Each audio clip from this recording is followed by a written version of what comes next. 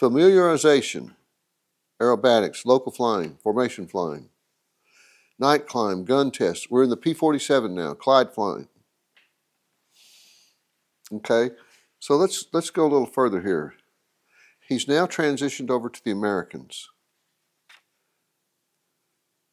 Weather recon, local flying, squadron, Balbor, sector recon, rodeo, gun tests.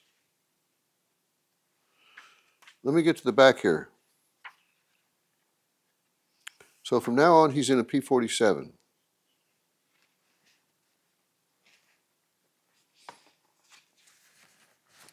Here's a little letter in the back, which is fascinating.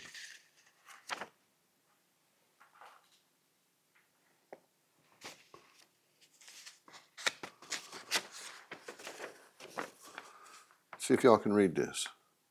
A.B. O'Regan, tail end Charlie on Blue Flight, 71st Squadron, rodeo over France, May 41, 20,000 feet, 12 Spitfires, 20 plus FW-190s, those are Focke-Wulfs, Germans, following above us, engine quit over Dunkirk, internal glycol leak in hole in crankcase, leaking heavily, white smoke trail, oil covered windscreen and canopy, pulled canopy open, squadron formed Loofberry circle and headed off FW-190s, trying to attack plane. Squadron leader Pete flew off of right wing and guided me back to mainstream. Could not see through oil-covered windscreen. Landing gear and flaps came down. Slowly, prop windmilling, made safe landing after gliding 40 miles. Tailwind only reason, didn't have to ditch in the channel. He's saying this is April of 42. Okay, that's a pretty fascinating letter to me. Now then, there was a note back here. Bear with me, ladies and gentlemen, while I read this. He's written this in October 2nd of 1941. While on XC trip about 5:30 p.m. in a hurricane, motor developed glycol leak in both banks, causing a forced landing near Long Sutton, England. Plane flipped over on back upon contact with muddy ground. Injuries were crushed spinal vertebra, broken right wrist, and broken nose. Luck of the Irish. Joined the 71st Eagle Squadron. Eagle Squadron, ladies and gentlemen. Joined 71st Eagle Squadron December 23, 1941. Met many old friends. April 26, 42. While on fighter sweep over France in a Spitfire, motor developed glycol leak in both banks and stopped. Glided safely across the channel to Manston Airport. 20 FW-190s tried to attack, but squadron provided perfect protection. October 1642, third engine failure due to glycol trouble since flying in England. Made safe forced landing at Earl Cone. Engine, give me the good old air-cooled engines. He's saying he doesn't like inline engines. He prefers the radial engines. September 1642, transferred to U.S. Army Air Corps as first lieutenant. March 10, 43, participated in first operational show of Force Republic P-47 Thunderbolts. So he transferred from the Eagle Squadron and flew in the first group of P-47 Thunderbolts in the European theater.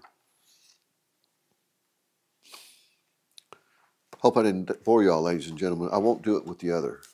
Let's see. Pretty neat to see. Anyway, okay, here we go. What else do we have, ladies and gentlemen? Let's dig around in his little treasure chest.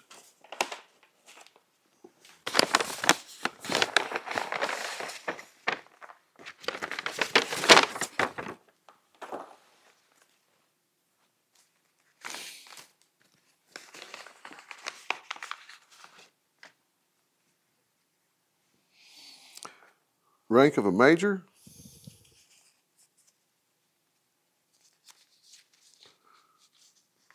Lots more of them. Put them all back together. A tiny little envelope with major ranks in it.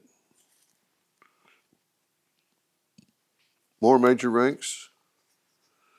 Senior pilot, William T. O'Regan, Major U.S. Air Force.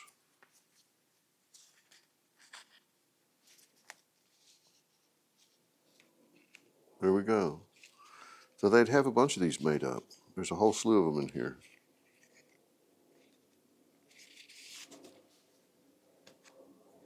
Huh. I guess that's what they would sew on their jackets.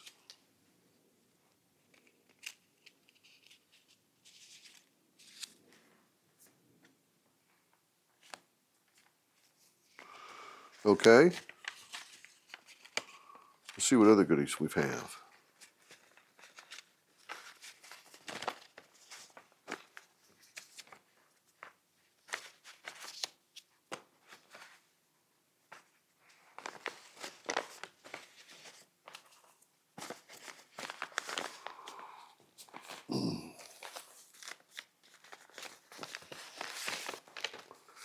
This is pretty cool. How delicately these are packed. I'm assuming this is his squadron. First from the... Can you read this last word, Mitchell?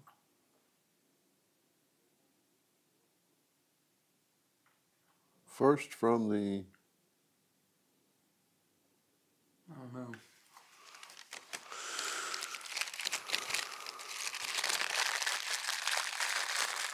Let's keep it all packed the way the gentleman had it.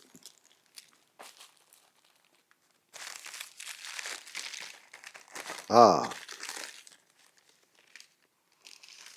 Small little RAF wings. These are smaller than normal. I think they were to wear over your right pocket if you're an American. More of those squadron patches.